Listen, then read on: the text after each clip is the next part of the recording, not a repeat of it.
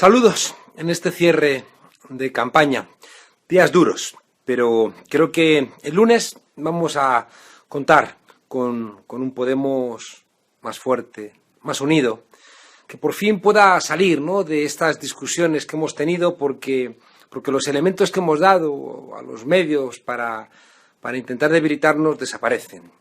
Creo que cuando hace 3 años pusimos en marcha Podemos, teníamos una idea clara, ¿no? Teníamos la idea de que había un momento histórico muy peculiar, donde, como en otros momentos también de la historia, como la crisis del 29, la crisis del 73, los sectores privilegiados que habían asumido algunos elementos de democracia renunciaban a ella.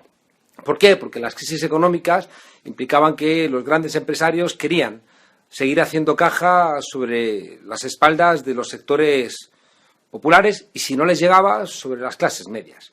¿Y eso qué implicaba? Eso implicaba que la gente se iba a enfadar. Claro, como se enfadaron en los años 30, como se enfadaron en los años 70 y como se están enfadando ahora. ¿Cuál es entonces la respuesta que siempre ha buscado el poder? Bueno, pues la conocéis. Primero, intentar convencernos de que no hay alternativa y bombardearnos con "no, esto es lo único que se puede hacer", los premios Nobel de Economía lo han afirmado y hay muchos mercenarios trabajando para intentar convencernos, pues, de que no hay otra manera de hacer las cosas que la que ellos nos dicen. Si eso no cuaja, no les sale bien, la siguiente manera que buscan para intentar convencernos no es otra que buscar a alguien que parezca que es de los nuestros, pero que es de ellos. Es decir, un populista de derechas. Alguien que, agitando, ¿no?, los problemas existentes, las dificultades por las cuales pasan las mayorías, señala a unos falsos culpables para conseguir votos. Y después decir que va a solventar los problemas, pero es mentira. ¿Cómo va a solventar Donald Trump los problemas de los pobres si es un millonario? Y lo es sobre las espaldas de la gente más humilde y sobre las clases medias. Los populistas de derechas son una solución bastante común. De hecho, en España lo intentaron, ¿recordáis?, con Rivera. Y ahí tuvimos una de las primeras discusiones en Podemos, porque había compañeros y compañeras que decían: no critiquemos a Rivera, porque como todo el mundo habla bien de Rivera, como los medios de comunicación hablan bien de Rivera, como estaba en esa ola, ¿recordáis?, donde todo el mundo decía que Rivera era el que iba a solventar la democracia en España, porque metieron mucho dinero el IBEX 35, hubo compañeros que dijeron: no critiquemos a Rivera, porque si criticamos a Rivera se van a enfadar nuestra gente, y por tanto eso no es un marco ganador. Yo recuerdo que yo decía: pero ¿no os dais cuenta de que nos va a quitar el bocadillo? Que este es un mentiroso, que lo que está diciendo es que está al lado de los desahuciados cuando está realmente al lado de los que desahucian. Que este señor es un tipo que vendía preferentes. Que Rivera es alguien que tiene en el aparato económico a la patronal bancaria. Por tanto, ¿cómo no vamos a denunciar lo que está haciendo Rivera si corremos el riesgo de que engañe a gente como han engañado siempre los populistas de derechas, como ha hecho Trump en Estados Unidos? Bueno, pues recuerdo que la idea era: no, porque como tenemos que convencer a los que faltan, no tenemos que decir nada que pueda enfadar a nadie. Bueno, yo es verdad que no me pude resistir y recuerdo que planteé en un momento dado: Rivera, que en tu propuesta económica el IVA es igual en tu modelo para la gente que compra un pollo que para la gente que se compra un Ferrari. Y eso, claro, al final hizo mella. Hemos visto quién es Rivera. Y si no hubiéramos hecho esa crítica, pues seguramente Rivera hubiera servido, ¿no?, de muleta, mucho más evidentemente, al Partido Popular en sus políticas neoliberales. Fijaos que cuando falla la idea de un populista de derechas, lo que busca el sistema siempre es, como siguiente paso, una gran coalición. Es lo que hay en Alemania y es lo que aquí en España han puesto en marcha. Pero ¿sabéis cuál es el problema? El problema es que, como dijo otro banquero, ya fue un banquero, ¿recordáis?, el que dijo aquello de que hacía falta un Podemos de derechas. Bueno, pues otro banquero dijo que había que intentar, a como fuera, que no hubiera una gran coalición. ¿Por qué? Porque si gobiernan el PSOE y el PP y gobiernan a favor de las minorías, el pueblo se da cuenta de que ninguno de los dos es una solución válida. Y por tanto, decía este banquero, cuando se den cuenta de que ninguno de los dos solventa los problemas de las mayorías, lo que queda de solución se llama Podemos, y hay que evitar a toda costa que eso ocurra. Y por eso, recordáis, a partir de diciembre empezó un brutal ataque contra Podemos, intentando conseguir que alguno de los miembros de Podemos mostrase una fisura ¿no?, para justificar que podía haber un gobierno del Partido Popular o un gobierno en este caso, del PSOE con Ciudadanos, que en el fondo era lo que había buscado el mundo del IBEX 35 como alternativa si fallaba el PP. Bueno, pues nos mantuvimos firmes, pero es verdad que ahí hubo ya los primeros problemas dentro de Podemos. Problemas que repetían un problema que habíamos tenido anterior y que pude el lunes pasado discutirlo, ¿no?, con gente de la candidatura de Rejón y de Tania Sánchez y de Pascual. Cuando yo les decía que ya tuvimos en Andalucía la discusión porque había compañeros que querían que diéramos el gobierno a Susana Díaz. Ayer lo estaba contando, pero se acabó la batería del móvil y no pude terminar la historia. El planteamiento que había ahí detrás era que algunos planteábamos que darle el gobierno a Susana Díaz se iba a traducir ni más ni menos que en la imposibilidad de presentarnos después a las elecciones municipales y a las elecciones autonómicas con la posibilidad de decir que éramos una fuerza política diferente. Porque si le dábamos el gobierno al Partido Socialista más corrupto que era el de Andalucía, ¿con qué cara íbamos a ir luego a las elecciones? Pero otros compañeros planteaban, es decir, Íñigo y otros compañeros y Pascual, planteaban que necesitábamos solvencia institucional y que, por tanto, era muy relevante que intentáramos darle el gobierno a Susana Díaz como una forma indirecta de que la gente nos viera como gente de Estado. Bueno, la ejecutiva estuvo firme, Pablo Iglesias estuvo firme y dijo que eso era una barbaridad y decidimos que no. Y se planteó a Susana Díaz 4 líneas rojas difíciles que si ella estaba dispuesta a asumirlas, bueno, decíamos, mira, pues el PSOE si asume estos planteamientos es que va ya por otro camino, ¿no? De no hacer acuerdos con los bancos que desahuciaban, ir contra las puertas giratorias, reducir el número de asesores y alguna otra más medida que ahora mismo ya no recuerdo. El caso es que Pablo Iglesias se tomó 3 o 4 días de vacaciones, creo que era como Semana Santa, y en la siguiente ejecutiva del lunes, que estaba en Rejón, de repente cambió el punto de vista. Y Ángela Ballester, que va en la lista de Errejón, en la rueda de prensa dijo que esas 4 líneas rojas ya no eran líneas rojas. Es decir, la ausencia de Pablo fue utilizada para intentar otra vez insistir en que había que darle el gobierno a Susana Díaz. Y eso generó, claro, una enorme discusión, porque se enfadó Teresa Rodríguez en Andalucía y nos enfadamos muchos, ¿no? Porque nos pareció que aquello no era una decisión honesta cuando habíamos tomado previamente la decisión de no apoyar al gobierno de Susana Díaz. Bueno, eso mismo, fijaos, es lo que ocurrió después con el gobierno de Pedro Sánchez con el programa de Ciudadanos. Se hizo una discusión, yo ya no estaba ahí en la ejecutiva, pero como ciudadano y como militante de Podemos, opiné que me parecía que era una barbaridad, porque era evidente que eso era lo que estaba buscando el IBEX 35.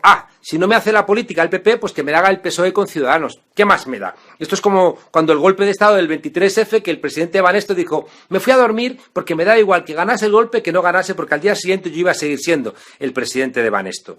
Bueno, pues en esa misma dirección, ya digo, empezaron a presionar desde medios de comunicación, desde el Grupo Prisa, por supuesto, como siempre, intentar alimentar a un sector de Podemos, donde estaba Íñigo, por supuesto, que estaba evaluando la posibilidad de, por conseguir, fijaos que tampoco es porque realmente fueran más de derechas que los que pensábamos lo contrario, sino que era un planteamiento muy tacticista de decir, bueno, es que así ganamos solvencia institucional y de esta manera vamos a conseguir que la gente nos vea, bueno, como gente de Estado y por tanto vamos a quitarles miedo, ¿no? Y yo siempre decía que eso me recordaba mucho al error profundo que cometió el Partido Comunista durante la transición, donde al obtener un mal resultado electoral en el año 77, Santiago Carrillo dijo, bueno, voy a utilizar la fuerza que me queda, que es Comisiones Obreras, donde tenía mucha influencia, para presionar a los trabajadores para que abandonen la calle y acepten los pactos de la Moncloa.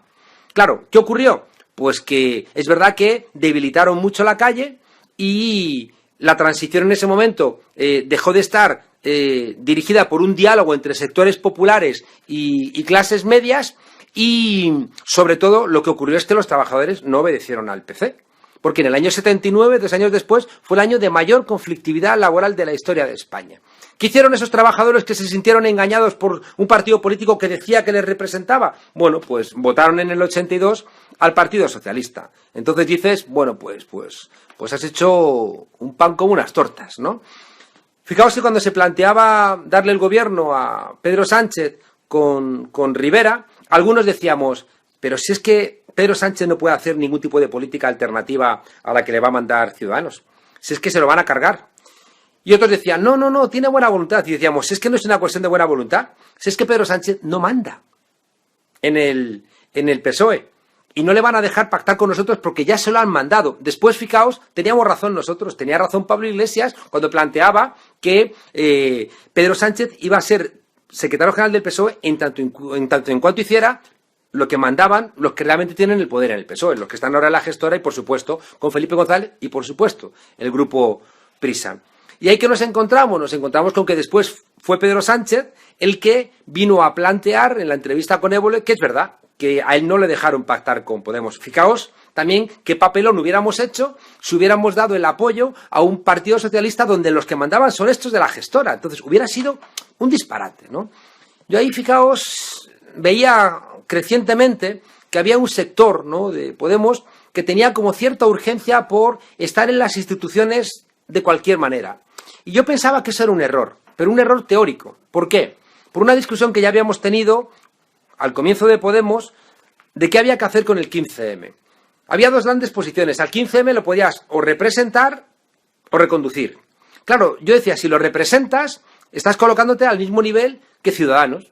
Dices muchas veces casta, corrupción, no planteas ningún tipo de alternativa y al final, si la gente solamente protesta, pero no hay ningún tipo de propuesta alternativa, la gente va a terminar apoyando a Rivera porque ofrece lo mismo, pero más barato, en la medida en que no exige ningún tipo de colaboración ciudadana, sino que se presenta como un salvador de la patria y la gente dice, bueno, pues que lo haga este.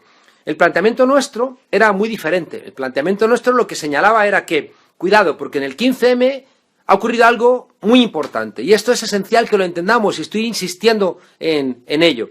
Ha habido tres momentos en la historia reciente de nuestro país que han coincidido con tres grandes crisis. Claro, porque es que siempre es el caso ese, que hay grandes crisis, la gente se enfada y el sistema intenta enmascarar la crisis para seguir manteniendo los privilegios de los sectores más poderosos. Ocurrió en la crisis del 29, ocurrió en los años 70 y ha ocurrido ahora en 2007-2008. ¿Qué es esto que digo que es tan importante y que creo que es lo que tenemos que recuperar? Y que creo que es lo que no ha terminado de entender la lista y la corriente de Rejón. Y es que los tres momentos donde hemos logrado grandes cambios en España han sido momentos donde las clases medias y los sectores populares han ido de la mano. En 1931, clases medias y sectores populares se dieron cuenta de que ganaban mucho más estando juntos para echar al antiguo régimen e intentar frenar el auge del fascismo que si iban por separado. Claro. Y fijaos qué maravilla, ¿no? La Segunda República a las clases medias les dio el voto femenino, un incremento de los trabajos en los funcionarios porque empezaba un Estado social, por tanto puestos en el Estado, incremento de las maestras y de los maestros, educación bilingüe. Y en educación bilingüe ya en la Segunda República había posibilidades culturales, una apertura, ¿no?, de libertades, y los sectores populares que salían de unas condiciones muy precarias, gracias a esa alianza consiguieron pues la alfabetización, consiguieron tener derechos, mejores jornadas laborales, mayor seguridad en el puesto de trabajo y que sus hijos pudieran prosperar. Fue tan importante lo que hizo esa unión de clases medias y sectores populares que los privilegiados tuvieron que dar un golpe de Estado para frenar los logros de la Segunda República. Y quiero aprovechar también que me siento muy abochornado de que en estos 3 años una lectura que ha hecho Podemos de no molestar, de conseguir que vengan los que faltan, implicaba silenciar la memoria histórica, porque todavía a día de hoy hay 114.000 españoles asesinados por defender la democracia y que todavía están en fosas comunes y en zanjas sin recibir ningún tipo de sepultura digna, porque parece que en esa voluntad de no molestar también nosotros tenemos que hacer lo que hizo el PSOE de Felipe González durante la transición, que es olvidar a los mejores de nuestra historia. Fijaos que en esa discusión entre clases medias y sectores populares ocurre algo que creo que es muy relevante, ¿no? Y es que se ensancha el horizonte de posibilidades. Igual ocurrió, fijaos, durante la transición, como decía, se juntan sectores populares y clases medias, igual va a ocurrir durante el 15M, donde sectores de clase media proletarizados, empobrecidos, se encuentran en las calles con sectores populares que venían manteniendo las peleas históricas. Y ahí ocurre, fijaos, lo que yo creo que es el corazón de lo que tiene que ser Podemos. El que saca las conclusiones correctas de ese encuentro entre clases medias y sectores populares. Y es que ahí ocurre lo que ha dado razón de ser a las prácticas y al pensamiento emancipatorio, que es la empatía.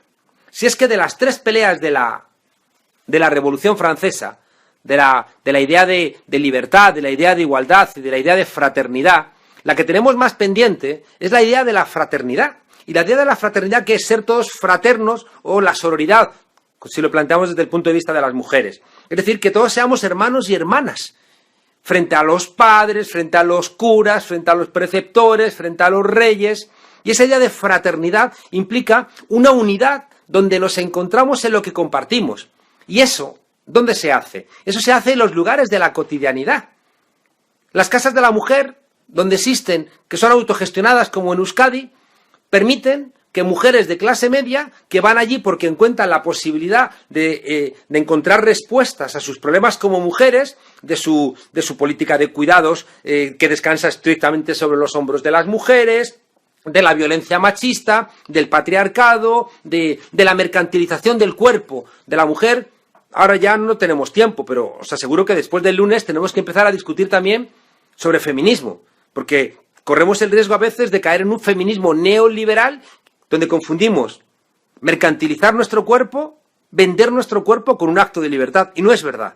Cuando la gente se ve en la obligación de vender su cuerpo, no es un acto de libertad. Al revés, es un acto de tremenda explotación que tenemos que ayudar a que no tenga lugar. Y eso vale para los vientres subrogados, vale para la prostitución, vale para la pornografía y para muchos elementos. Claro que hay que ayudar y conseguir que tengan la máxima defensa la gente que trabaja en estos sectores, pero cuidado con confundir la mercantilización del cuerpo con ningún tipo de libertad. A ver si las mujeres han conseguido liberarse de la opresión y los preceptos de su marido, de los curas, de los padres, y ahora resulta que van a entregar esa libertad al mercado. Bueno, decía que es muy relevante entender que en ese encuentro, ¿no?, entre sectores de las clases medias en las casas de la mujer con la mujer que limpia en su casa o la mujer que cuida a sus hijos, ocurre algo muy importante, ocurre empatía.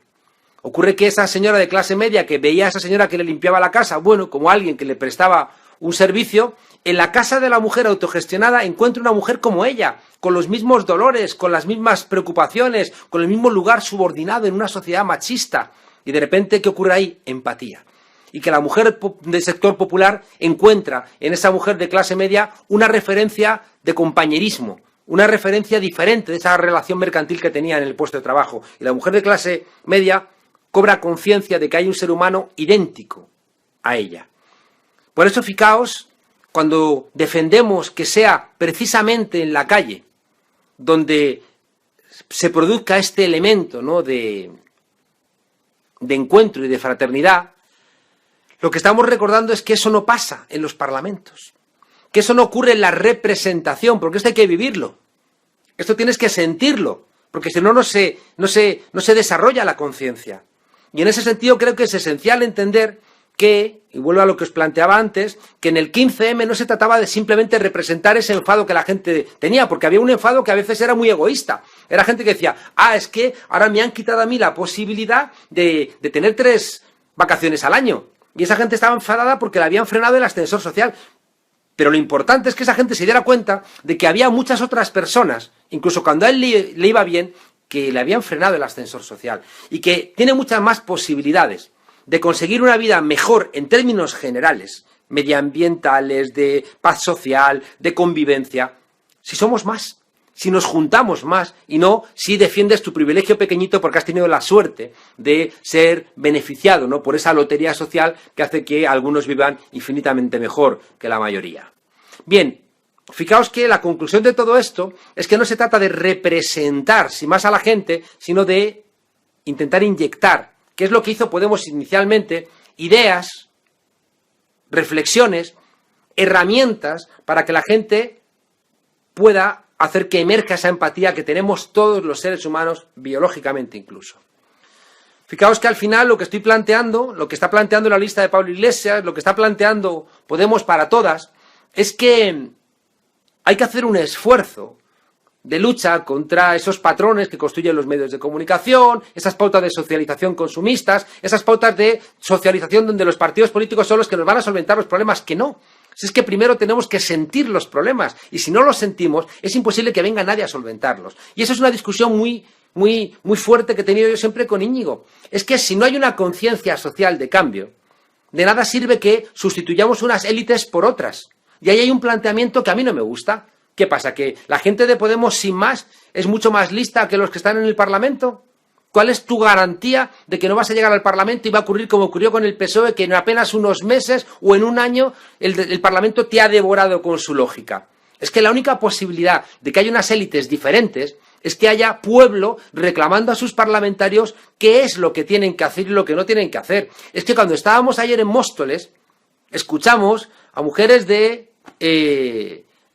escuelas de niños con problemas laborales, a la gente de Coca-Cola con problemas laborales, a la gente de telemarketing con problemas laborales. Claro, pues es que la gente tiene muchos problemas. Si es que lo que estamos discutiendo de fondo es que quieren cambiar el contrato social. Esta mañana hablaba con un periodista alemán para una revista y le planteaba que es que lo que está en discusión en Europa, y desgraciadamente Alemania es el epicentro, es un cambio del contrato social que nació después de la Segunda Guerra Mundial, donde la derecha, que se había hecho nazi fascista, perdió la guerra. Y por eso la Constitución italiana del 48, la francesa del 46, la alemana del 49, son constituciones con derechos sociales, que son los que luego vamos a copiar nosotros en la Constitución del 78. ¿Y qué están diciendo la patronal europea? Que hay que sacar todos esos derechos de las constituciones. ¿Y cuál es la tristeza? Que en Alemania ese modelo lo comparte Angela Merkel, que está gobernando con el Partido Socialista. Si es que a veces se nos olvidan estas cosas. Y claro, fijaos, sumad a esto un Partido Socialista entregado a la derecha y un partido de la derecha como el Partido Popular, que aunque hoy nos hemos enterado ya por fin judicialmente, ya nos habíamos enterado, pero hoy los jueces han dicho que efectivamente empresarios financiaban al Partido Popular, hoy que ya la red Gürtel está sancionada judicialmente como una red de delincuentes vinculada al Partido Popular, ahí están celebrando su congreso como si no pasara nada. ¿Por qué? Porque el telediario de la 1 lo presenta como qué bien viven. Y utiliza las discusiones dentro de Podemos como una excusa para no hablar de sus propios problemas. Y cuidado, no caigamos en el error de decir que para que no le demos herramientas a los enemigos vamos a no discutir de nada. No, es verdad, tenía razón Pablo de que la discusión ha sido bronca y que la discusión no puede ser a través de tweets o que la discusión no puede ser de una manera que nadie entienda qué pasa y que solamente perciba que hay discusiones. Pero cuidado con salir de este marco dejando de discutir, porque un partido que no discute es un partido que está muerto. Es que los partidos políticos empiezan a perecer cuando desaparece la disidencia interna, cuando desaparece la crítica interna. ¿Cuál ha sido la magia de Podemos? La magia de Podemos ha sido que había diferentes posiciones siempre y Pablo tenía la magia de escuchar los diferentes argumentos y siempre ponderarlos y escoger de manera correcta. Eso es un buen secretario general. El problema es que creo que lo que al comienzo era un gran logro de Podemos, que era un grupo de 5 amigos, al final se convertía en un problema, porque cuando representas a 5 millones de personas, las relaciones ya no pueden ser entre amigos. Las relaciones tienen que ser mucho más políticas, con protocolos políticos, porque cuando yo tengo un problema con un amigo, me representa a mí mismo y lo solvento. Y eso, fijaos, es lo que explica también lo que yo creo que han sido salidas de tono de algunos compañeros, ¿no? Que de repente han hecho una queja, ya Pablo no me quiere porque la camarilla... No, seamos serios. La política obliga a quien se mete en política a ser evaluado por sus logros políticos y no por la amistad que tiene con alguien. Y yo creo que eso es lo que no se ha terminado de entender y creo que gracias a que ha salido esta discusión la podemos tener. Y yo creo que después del lunes en Vistalegre creo que la clarificación de los problemas que hemos tenido por no entender estas cosas nos permitirán pasar a otro momento. Bueno, no quiero aburriros mucho más. Solamente quiero deciros que en todos estos años, estos 3 años, hemos estado corriendo mucho, hemos estado haciendo elección tras elección.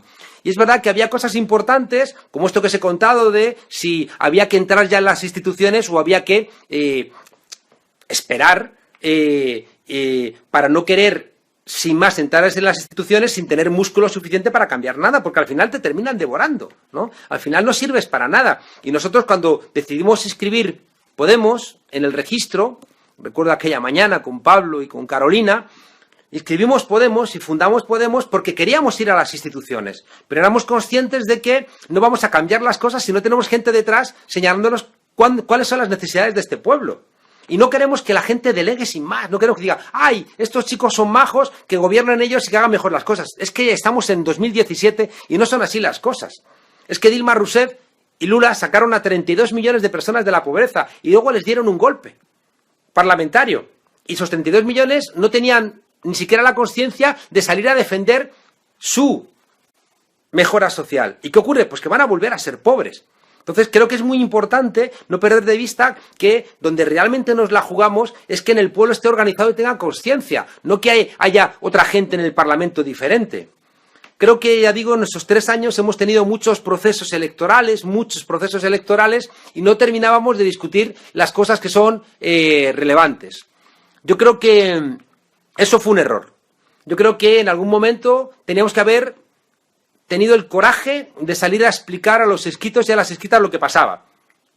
Por ejemplo, la discusión de Madrid. Sabéis que en Madrid pues, hubo gente que quería hacer un partido dentro del partido. Y es muy triste que los esquitos y las esquitas hayan escuchado estos días la operación Mate Pastor. ¿Por qué no lo sabemos todos los esquitos lo que pasó ahí? ¿Por qué nos tenemos que enterar con retazos? Y Pablo, claro, Pablo dice, no, yo no quiero hablar de eso porque perjudica al partido. Y creo que tiene razón. Creo que tiene razón, él como secretario general no tiene por qué, ¿no? Sacar basura, ¿no? del partido porque al final hace daño. Pero otros a lo mejor sí tienen que hacerlo. A mí me gustaría que la gente que ha salido señalada, ¿no? Sea Íñigo, sea Pascual, sea Rita Maestre, sea quien fuere, que estaba implicado en la operación Mate Pastor, que salgan a explicarnos qué ocurría ahí. Porque ¿qué es lo que sabemos nosotros? Lo que sabemos es que hubo unas dimisiones en Madrid que lo que buscaban era cambiar a Luis Alegre por Rita Maestre. Algo que vimos que hizo el PSOE. Y al final no supimos muy bien qué pasó, que hubo unas dimisiones, aguantó Luis Alegre y se destituyó a Sergio Pascual. Y parece que se destituyó a Sergio Pascual porque sí. Pues no. Se destituyó a Sergio Pascual porque estaba haciendo un partido dentro del partido. Y eso es desleal.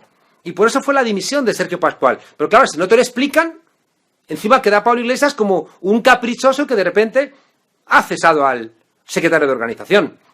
Secretario de organización que está con Íñigo Errejón. Yo creo que detrás de todo esto, fijaros, lo que ha habido es un aceleramiento de posiciones personales innecesario. ¿Quién dudaba?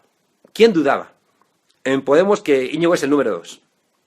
Yo recuerdo haber hablado con él, que él me decía, Juan Carlos, yo creo que soy el número 2. Recuerdo yo le dije, claro, si aunque los medios de comunicación estuvieran diciendo que yo era el número 2, yo decía, Íñigo, si es que yo no estoy en la interna, si es que yo no me gustan estas cosas, o sea, que vas a tener todo mi apoyo para que tú seas el número 2. Y así ha sido todos estos años, cuando estaba en la ejecutiva y desde fuera.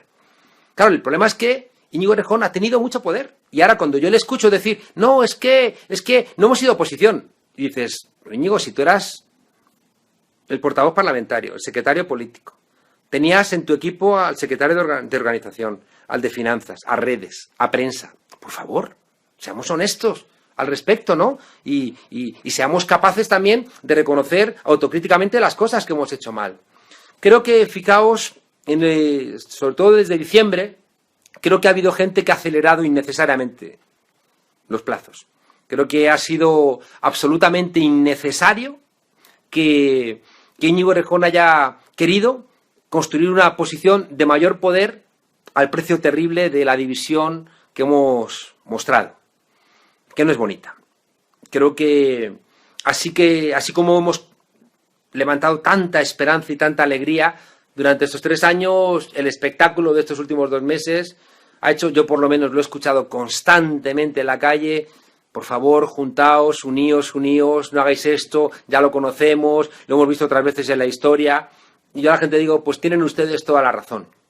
Y por eso creo que, al mismo tiempo que me alegro de que hayan salido de las discusiones, al mismo tiempo que celebro profundamente, ¿no?, que hayan quedado claras las alternativas. Creo que después del lunes tenemos que trabajar mucho por la unidad. Creo que es muy importante que los escritos y las escritas sepan que hay 2 proyectos. Y que votar la lista de Errejón implica que Errejón deberá ser el secretario general. Votar a la lista de Íñigo Errejón implica que Pablo Iglesias no va a ser el secretario general. Y no me parece honesto, y se lo he dicho también a Íñigo y a su equipo, que creas que porque pones detrás una foto de cartón piedra de Pablo, ya estás solventando eso que estás haciendo al presentar una lista. Porque Pablo Iglesias ha peleado para que hubiera una sola lista. Y Pablo Iglesias ha peleado para que hubiera un solo documento. Y de la misma manera también anticapitalistas tendrán que hacer su lectura. Ellos se sienten ahora más fuertes. Claro, la última vez que se presentaron en las elecciones tuvieron 23.000 votos. Hoy están mucho más fuertes. Pero están mucho más fuertes porque están en Podemos. Yo creo que poner en juego la figura de Pablo Iglesias, creo que no merece la pena. Y por tanto yo creo que las amigas y amigos de anticapitalistas tendrán que reflexionar si les merecía la pena presentar su propia lista cuando no presentan secretario general, porque eso no es tampoco hacer las cosas como Dios manda. Si anticapitalistas presenta su propia lista y presenta sus propios documentos, tendría que presentar su propio secretario general, porque al final, al presentar su propia lista y al presentar sus propios documentos, existe la posibilidad de que Pablo Iglesias pierda y ya no sea el secretario general. Y seguramente entonces anticapitalistas volverá a ser una fuerza política, pues bueno, aislada, autónoma. Ya veremos, ojalá con un enorme resultado electoral, pero me temo que no será el caso. Por lo que os decía antes, porque la magia de Podemos ha estado en escuchar diferentes posiciones y Pablo Iglesias al final ponderando al escuchar diferentes sectores por dónde había que hacer el énfasis. Decía que se clarifican las cosas. Pablo ha intentado que hubiera una única lista, pero no se ha querido. Y Íñigo Errejón tampoco ha querido pactar una lista conjunta. Oíamos el otro día a un miembro de su equipo, uno de los primeros firmantes de su documento, que decía que ya en diciembre le habían llamado para integrarse en las listas. O sea que ya en diciembre Errejón estaba construyendo su propia lista. Y por tanto, a mí me gustaría que fuéramos más sinceros en esta formación política, porque entonces estamos repitiendo comportamientos muy propios de otros partidos políticos. Si no, a mí personalmente no me gusta. O sea, y además es que no me merece la pena, porque tienes que hacer un esfuerzo por intentar saber si tus compañeros te están diciendo la verdad o no. Y es muy agotador, porque bastante tenemos, ya digo, con el Partido Popular y con la gestora del Partido Socialista y con el PNV y con el Partido Demócrata de Cataluña y con, bueno, todos los acompañantes de este régimen del 78 que parece que está pugnando por no terminar. Decía que es verdad que en el planteamiento de Errejón ha habido dos grandes diferencias. Él ha querido plantear, no me presento de secretario general, pero debilita al secretario general. No me presento de secretario general porque no quiero competir con Iglesias, no vaya a ser que me gane y entonces me da miedo, pero al mismo tiempo diseño en mis documentos que quiero que ganen un secretario general disminuido. Al único que se le limitan los plazos de a 3 años y 2 no es al secretario político, que es lo que es Íñigo, sino que es a Iglesias. No se le permite consultar a las bases, no se le permite construir su propio equipo. Es decir, que lo que se busca es tener un secretario general muy debilitado, mientras que tú estás reforzando la figura del secretario político. Eso lo hace Susana Díaz. Susana Díaz es la que no quiere confrontar ni siquiera a Pedro Sánchez ni a Patxi López. Está esperando a ver si por aclamación la eligen. Y eso no lo hacen los partidos políticos emancipadores. Y por eso vengo diciendo, Íñigo, preséntate de secretario general, porque en el fondo es lo que estás haciendo. O sea, no te presentas a secretario general, vas a debilitar al secretario general. Has permitido durante estos meses que los medios de comunicación utilicen al número 2 para debilitar al número 1. ¿Y crees que poniendo un Pablo Iglesias de cartón piedra detrás, así solventan los problemas? Eso a mí no me gusta como forma de hacer la política de manera diferente en una formación que tiene detrás 5 millones de votos y muchas esperanzas de cambio en España, en Europa y en el mundo. Porque el modelo neoliberal hace los mismos estragos en todos lados. Y los Donald Trump, la extrema derecha y estos comportamientos son iguales en todos los países, ¿no?, del planeta. Claro, y termino con esto. Íñigo plantea de la misma manera que las dos grandes medidas que no fue capaz de resolver la Ejecutiva, el tema de la unidad y el tema del gobierno del PSOE con Ciudadanos, Pablo dijo, pues que sean los escritos y las escritas los que lo decidan. Y resulta que a Íñigo no le gustaron estas dos decisiones. La gente decía en la calle, unidad, unidad, unidad. Y por eso Iglesias planteó, bueno, ya no está una persona como Cayo Lara, que estaba más ligada a una idea de Izquierda Unida más antigua, está Alberto Garzón, con el cual hemos estado en el 15M, y la gente nos está diciendo unidad, unidad, unidad en la calle. Vamos a seguir permitiendo que con el 30% de los votos Rajoy sea presidente. No parece muy sensato, ¿no? Y por tanto, como no había un acuerdo en la ejecutiva, se preguntó a los escritos. Y salió algo que no le gustó a Íñigo Errejón. Y por eso Íñigo Errejón dice que hay que revisar ese acuerdo. Es decir, que volvemos otra vez a fragmentarnos para permitir que sea Rajoy el que gobierne con una minoría. Lo que suma es entender que tenemos que juntar todos los fragmentos del cambio y no hacer todo lo contrario. No pretender que Podemos va a ser capaz de representar a todo el mundo, porque es que no es real.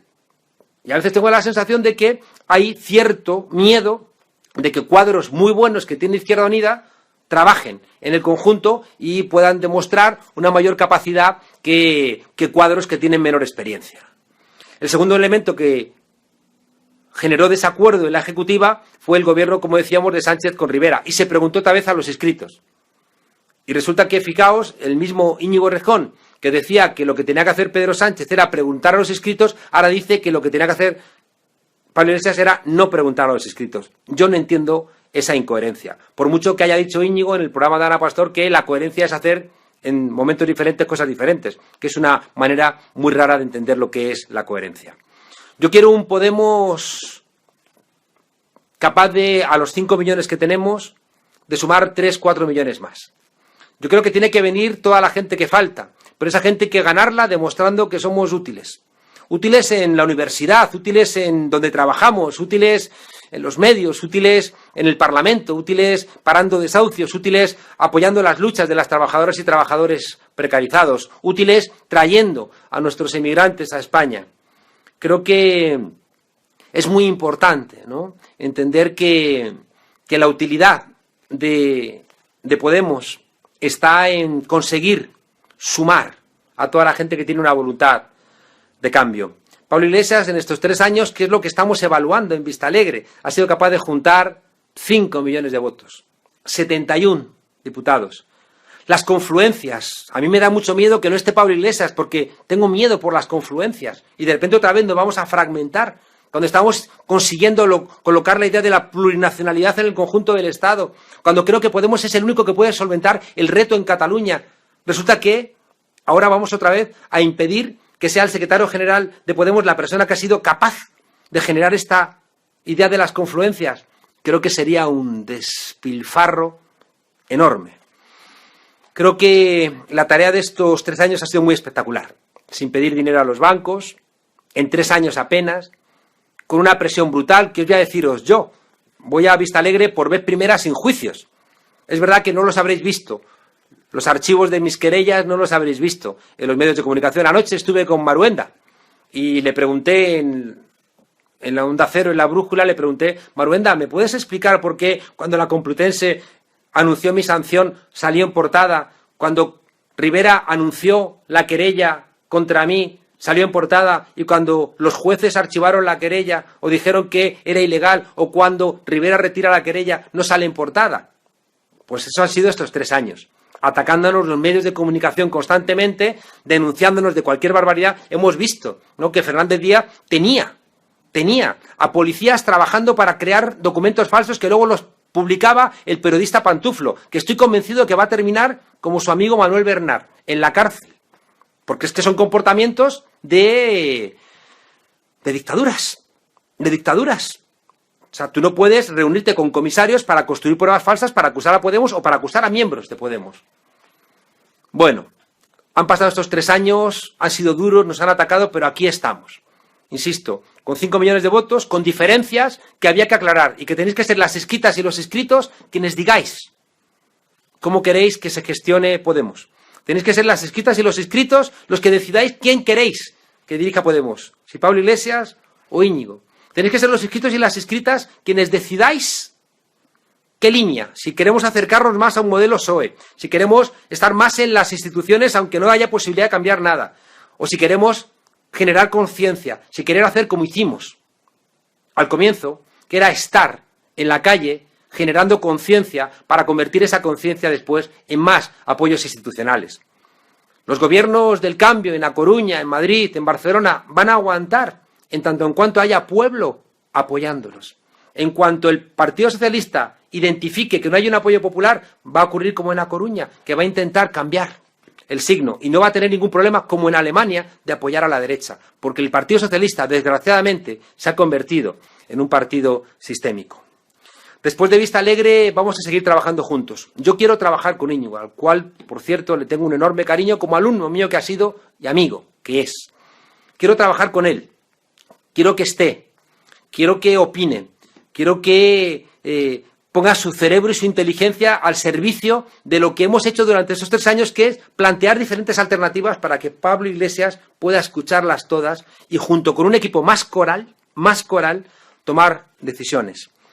Creo que hemos aprendido de los errores. Creo que la lista de Pablo Iglesias, de Podemos para Todas, incorpora lo mejor de este tiempo, pero fijaos, también plantea solventar todo lo que se ha hecho mal. El hecho de que Echenique, que estuvo en la lista que nos adversó en Vista Alegre 1, esté hoy con nosotros, y que no solamente esté con nosotros, sino que Pablo Echenique sea el que ha redactado el documento de los círculos y de la municipalización, porque tenemos que devolver la democracia a los municipios. Bueno, el hecho de que Echenique esté aquí es una señal de reconocimiento de que habíamos hecho cosas mal en Vista Alegre 1. El hecho de que se asuma que la dirección de Podemos va a ser más coral. El hecho de que los círculos tengan su propia representación, que los círculos tengan dinamizadores, porque los círculos hay que reinventarlos, están hechos pedazos en muchos lugares. Hay que ayudar a los círculos a que crezcan, a que tengan su propio trabajo, y eso hay que ayudarlo con dinamización. Y tiene que haber alguien que represente en el gobierno de Podemos a los círculos, y esos son los representantes que vamos a nombrar mañana, directamente de los círculos, para representarlos en el Consejo Ciudadano. Creo que tenemos que confrontar una Europa que se nos está yendo de las manos. Tenemos que frenar a un Partido Popular que ya hemos visto que está celebrando, nos está meando y está diciendo que llueve. Hoy se ha demostrado que el Partido Popular ha hecho trampas, ha roto los cimientos de la democracia al hacer campañas electorales con dinero negro. Es decir, ha jugado con ventaja. Y eso en democracia no se hace. Y se va de rositas a no ser que haya un partido unido, cohesionado, vinculado a la calle, y eso es Podemos. La única garantía de que el PP no se vaya de rositas es un Podemos fuerte, unido y cohesionado y con conciencia. No me imagino el lunes que viene que Pablo no sea el líder de Podemos, porque entonces sí que es verdad. Igual que teníamos rato para rato, tendremos Rajoy para rato. Si el lunes no está Pablo dirigiendo Podemos, no me imagino la posibilidad de mantener esto que hemos logrado en estos 3 años. Yo os lo digo desde fuera de la organización, como un militante de base, como una persona que trabaja con sus ideas, pero que es compañero de esta formación que ayudé a fundar y que la acompaño porque creo sinceramente que es la garantía de poder recuperar la democracia que nos están robando. Y no me la imagino sin Pablo Iglesias. Así que os pido que entréis en participa.podemos.info y votéis a la lista de Pablo Iglesias, porque es la garantía de que el lunes mantengamos todo lo mejor de lo que hemos hecho, solventemos todo lo que hemos hecho mal, hagamos la lectura de todos los errores de estos días y juntos, en nombre de esa fraternidad, que es el corazón del aire de familia que nos ha traído hasta aquí, nos permita